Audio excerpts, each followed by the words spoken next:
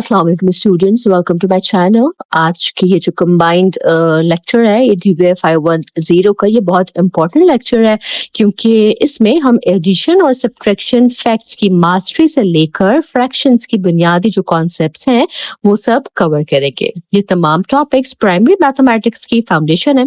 अगर बच्चे addition facts, multiplication practice और फ्रैक्शन को कॉन्सेप्चुअल लेवल पर समझ लें तो उनके लिए फ्यूचर मैथमेटिक्स जो है वो फिर बहुत आसान हो जाती है।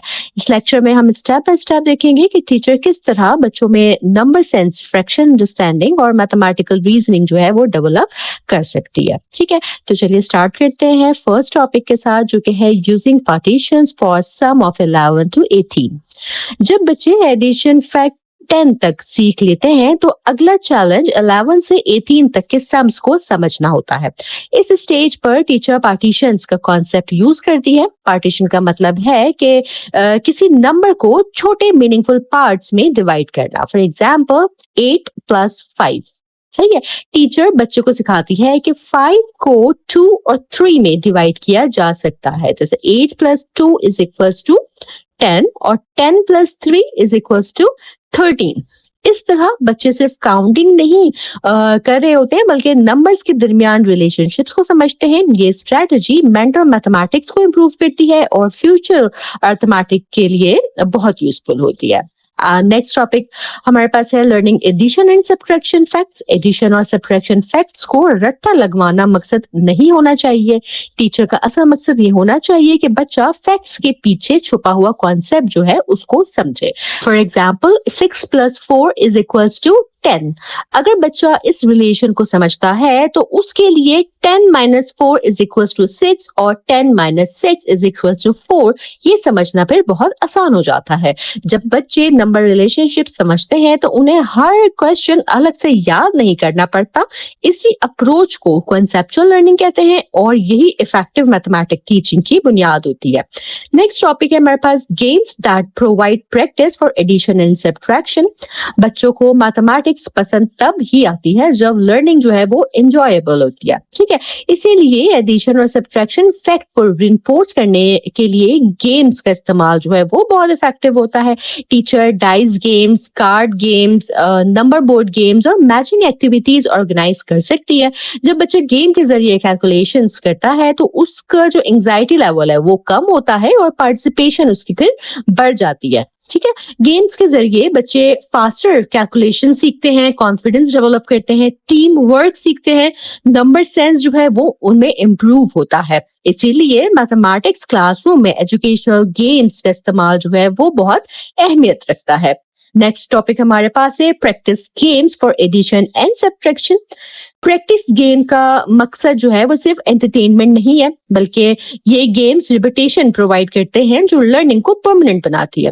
टीचर नंबर कार्ड्स डिस्ट्रीब्यूट कर सकती है और बच्चों को पेयर्स बनाकर सम्स या डिफरेंसेस फाइंड करने का टास्क जो है वो दे सकती है। जैसे एक बच्चा कार्ड 7 उठाए और दूसरा कार्ड 5 उठाए। ठीक है, अब दोनों मिलकर आंसर फाइंड करें। इसी तरह सब्ट्रैक्शन एक्टिविटीज भी करवाई जा सकती हैं। ये रिपीटेटिव प्रैक्टिस फैक्ट्स की मास्टरी डेवलप करती है और कैलकुलेशन स्पीड जो है वो इनके थ्रू फिर इम्प्रूव होती है। नेक्स्ट टॉपिक हमारे पास है games that provide practice for multiplication.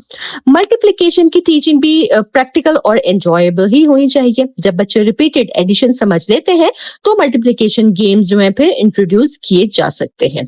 Teacher arrays, grouping games और स्किप काउंटिंग एक्टिविटीज यूज कर सकती है। फॉर एग्जाम्पल 3 ग्रुप्स हैं और हर ग्रुप में 4 ऑब्जेक्ट है। ठीक है, अब बच्चे काउंट करते हैं कि 4 + 4 + 4 = 12 और फिर समझते हैं कि 3 × 4 = 12। ठीक है, गेम्स के जरिए मल्टीप्लिकेशन फैक्ट्स नेचुरली याद हो जाते हैं और टेबल्स फिर जो है वो बोरिंग नहीं लगते। ठीक है, नेक्स्ट टॉपिक है हमारे पास अंडरस्टैंडिंग फ्रैक्शनल नंबर्स। अब जो है वो हम मैथमेटिक्स के एक नए और बहुत इंपॉर्टेंट कॉन्सेप्ट की तरफ आते हैं जिसे फ्रैक्शन कहते हैं। फ्रैक्शन का कॉन्सेप्ट जो है वो बच्चों को ये समझाता है कि हर क्वांटिटी हमेशा पूरे नंबर्स में नहीं होती। फॉर एग्जाम्पल अगर एक पिज्जा को दो बराबर हिस्सों में डिवाइड किया जाए और हम एक हिस्सा लें तो उसे वन हाफ कहते हैं। इसी तरह अगर पिज्जा को चार बराबर हिस्सों में डिवाइड कर दिया जाए और एक हिस्सा लिया जाए तो उसे वन फोर्थ कहते हैं। फ्रैक्शन बच्चों को पार्ट होल रिलेशनशिप समझने में मदद देती है और फ्यूचर मैथमेटिक्स के लिए ये एक बहुत इंपॉर्टेंट कॉन्सेप्ट है। ठीक है, नेक्स्ट टॉपिक हमारे पास है concrete models and activities for fraction. Fraction को सिर्फ बोर्ड पर लिखकर नहीं सिखाया जा सकता, बच्चों को प्रैक्टिकल एक्सपीरियंस की जरूरत होती है। टीचर जो है वो इन एक्सपीरियंसेस के लिए पिज्जा मॉडल्स यूज कर सकती है या paper foldings, chocolate bar, circular chart या फ्रैक्शन स्ट्रिप्स जो है ये यूज कर सकती है। जब बच्चा फिजिकली ऑब्जेक्ट्स को डिवाइड करता है तो उसे फ्रैक्शंस का जो कॉन्सेप्ट है वो नेचुरली समझ आता है। कॉन्क्रीट मटेरियल्स फ्रैक्शंस को मीनिंगफुल बनाते हैं और एब्स्ट्रैक्ट सिंबल्स को समझना आसान कर देते हैं। नेक्स्ट टॉपिक हमारे पास है sequence for learning fractions. Fractions को सिखाने का भी एक प्रॉपर सीक्वेंस होता है। सबसे पहले कॉन्क्रीट ऑब्जेक्ट्स, फिर पिक्चर्स, फिर ओरल नेम्स और आखिर में आता है रिटन फ्रैक्शन। अगर टीचर सीधा सिंबल इंट्रोड्यूस कर दे तो बच्चा कंफ्यूज हो जाता है। ठीक है, इसलिए लर्निंग जो है ना वो हमेशा कॉन्क्रीट से एब्स्ट्रैक्ट की तरफ होनी चाहिए। ये सीक्वेंस चाइल्ड डेवलपमेंट प्रिंसिपल के मुताबिक है और इफेक्टिव लर्निंग को सपोर्ट करता है। नेक्स्ट टॉपिक है हमारे पास learning activities for fractional numbers. Fraction activities जो है वो बच्चों को एक्टिव लर्निंग प्रोवाइड करती है। टीचर बच्चों को सर्कल्स, रेक्टेंगल्स और पेपर शेप्स देकर उन्हें इक्वल पार्ट्स में डिवाइड करवा सकते हैं।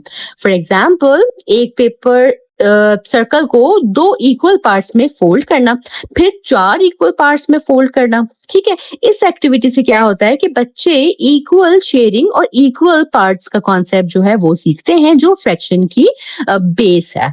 ठीक है, नेक्स्ट टॉपिक आ गया हमारे पास आइडेंटिफाइंग मोर और less than a unit. Fraction सिखाते वक्त बच्चों को ये भी समझाना जरूरी है कि कुछ क्वांटिटीज एक होल से कम होती हैं और कुछ उससे ज्यादा होती हैं। मिसाल के तौर पे हाफ जो है वो एक होल से कम है और वन फोर्थ भी जो है वो एक होल से कम है, लेकिन अगर फाइव फोर्थ है तो वो एक होल से ज्यादा है। ठीक है, टीचर विजुअल मॉडल्स और डायग्राम के जरिए बच्चों को ये डिफरेंस समझा सकती है ताकि उनके कॉन्सेप्चुअल अंडरस्टैंडिंग जो है वो इम्प्रूव हो। नेक्स्ट टॉपिक हमारे पास है part of a unit using concrete materials. Fraction का असल concept part of a whole है।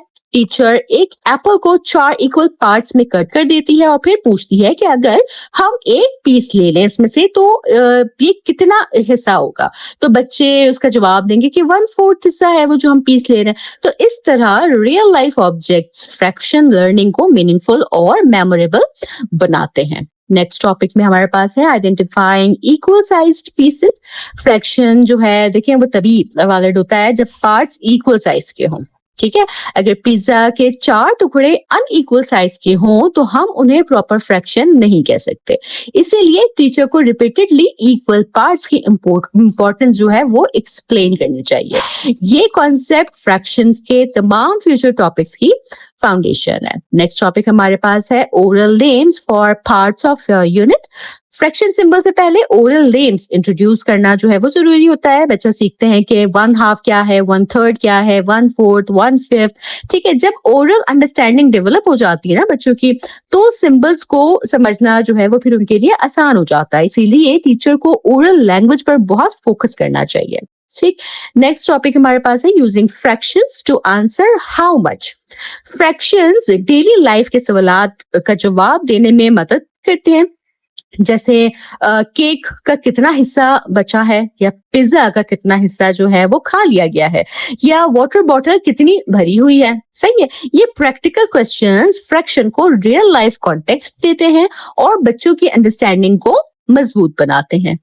नेक्स्ट टॉपिक हमारे पास है fraction written fractions of four parts of a unit.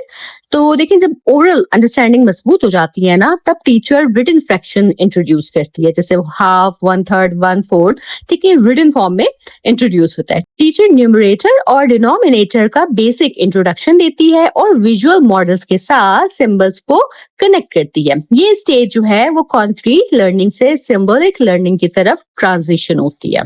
ठीक है। इसके बाद आ जाता है फ्रैक्शनल अंडरस्टैंडिंग विद डेमोन्स्ट्रेशन। तो डेमोन्स्ट्रेशन मैथमेटिक्स टीचिंग का जो है वो बहुत ही इफेक्टिव टूल है। टीचर प्रैक्टिकल मॉडल्स यूज करके फ्रैक्शंस शो करती है और बच्चे ऑब्जर्वेशन के जरिए कॉन्सेप्ट समझते हैं। डेमोन्स्ट्रेशन एब्स्ट्रैक्ट आइडियाज को विजिबल और अंडरस्टैंडेबल बनाती है, इसीलिए फ्रैक्शन टीचिंग में डेमोन्स्ट्रेशन बहुत ही ज्यादा जरूरी मानी जाती है। इसके बाद हमारे पास आ जाता है topic representing fractions with drawings. Drawings fraction learning का नेक्स्ट स्टेप है। बच्चे सर्कल्स, ट्रायंगल्स और बार्स ड्रॉ करके फ्रैक्शंस रिप्रेजेंट करते हैं, जैसे सर्कल का आधा हिस्सा शेड कर देना या रेक्टेंगल का 1/4 पार्ट कलर करना। ठीक है, ये एक्टिविटीज विजुअल अंडरस्टैंडिंग को इम्प्रूव करती हैं और फ्यूचर फ्रैक्शन ऑपरेशंस की प्रिपरेशन करती हैं। इसके बाद हमारे पास आता है topic extending the notion of fraction. जब बेसिक फ्रैक्शन समझ आ जाती है तो फिर टीचर फ्रैक्शन कॉन्सेप्ट को एक्सटेंड करती है। बच्चे कंपेयर करना सीखते हैं, हाफ और 1/4, 1/3 और 1/6। ठीक है, वो समझते हैं कि डिनोमिनेटर जितना बड़ा होगा इंडिविजुअल पार्ट उतना ही छोटा होगा। ये एडवांस्ड फ्रैक्शन अंडरस्टैंडिंग का पहला कदम होता है। ठीक है, तो देखिए अगर आज के इस लेक्चर को भी मैं थोड़ा सा समराइज कर दूं कि हमने इसमें क्या क्या सीखा है, तो आज के इस लेक्चर में हमने सीखा कि पार्टीशंस जो हैं वो लार्जर सम को सॉल्व करने में हेल्प करते हैं। एडिशन और सब्ट्रैक्शन फैक्ट्स कॉन्सेप्चुअल अंडरस्टैंडिंग के साथ सीखनी चाहिए। एजुकेशनल गेम्स मैथमेटिक्स लर्निंग को एंजॉयबल बनाते हैं। मल्टीप्लिकेशन प्रैक्टिस गेम्स जो हैं वो रिपीटेड एडिशन को रिइंफोर्स करते हैं। फ्रैक्शन पार्ट होल रिलेशनशिप को प्रेजेंट करती है और फ्रैक्शंस को कॉन्क्रीट मटेरियल से सिखाना सबसे इफेक्टिव अप्रोच है। इक्वल पार्ट्स फ्रैक्शन कॉन्सेप्ट की बुनियाद है और ओरल नेम से रिटन फ्रैक्शन तक प्रॉपर स्पीक सीक्वेंस जो है ना उसको फॉलो करना चाहिए। ड्राइंग्स और डेमोन्स्ट्रेशंस फ्रैक्शन अंडरस्टैंडिंग को मजबूत बनाते हैं। ठीक है जी, इसके साथ ही हमारा आज का ये लेक्चर यही मुकम्मल होता है। Final term exam point of view से मैं इंपॉर्टेंट पॉइंट्स जो है वो भी आपको बताती चलती हूँ। तो देखें, partition for sum 11 to 18, addition facts, subtraction facts, multiplication practice, fractional numbers, part of a whole, equal parts, fraction models, oral fraction names, written fractions, fraction demonstration क्या है, फ्रैक्शन ड्राइंग्स क्या है और कंपेयरिंग फ्रैक्शंस किस तरह से होते हैं। ठीक है, तो ये कुछ इंपॉर्टेंट पॉइंट्स हैं जो कि एग्जाम पॉइंट ऑफ व्यू से भी आपके लिए इंपॉर्टेंट हो सकते हैं। ठीक है, ये कंबाइंड लेक्चर जो है हमारा लेक्चर 32 से 35 तक का, ये फाइनल टर्म के लिए जो है एक इम्पॉर्टेंट लेक्चर हो सकता है। इसमें हमने अर्थमेटिक मास्टरी से लेकर फ्रैक्शंस की कंप्लीट फाउंडेशन जो है वो कवर की है, जो एग्जाम में फ्रीक्वेंटली पूछी जाती है और फ्यूचर मैथमेटिक्स लर्निंग के लिए जो है ये बहुत जरूरी है। ठीक है, मुझे उम्मीद है कि ये लेक्चर आज का आपको समझ आया होगा। अगर आपके कोई डाउट हो, कोई सवालात हो या फिर आप कोई फीडबैक देना चाहें तो जरूर मुझे कमेंट सेक्शन में बताइएगा। मैं इंशाल्लाह पूरी कोशिश करूंगी कि आपको टाइमली रिस्पॉन्स दूं। चैनल पर नए हैं तो सब्सक्राइब करना हरगिज़ ना भूलिएगा। मेरे वीडियोस को अपने फेलो स्टूडेंट तक, वर्चुअल यूनिवर्सिटी के डिफरेंट ग्रुप्स तक जरूर पहुंचाइएगा ताकि आपकी तरह दूसरे स्टूडेंट भी इन लेक्चर से फायदा हासिल कर सके। मैं इंशाअल्लाह ताला अपनी नेक्स्ट वीडियो के साथ जल्द हाजिर होंगी। तब तक आप सब अपना बहुत ख्याल रखिएगा। अल्लाह हाफिज।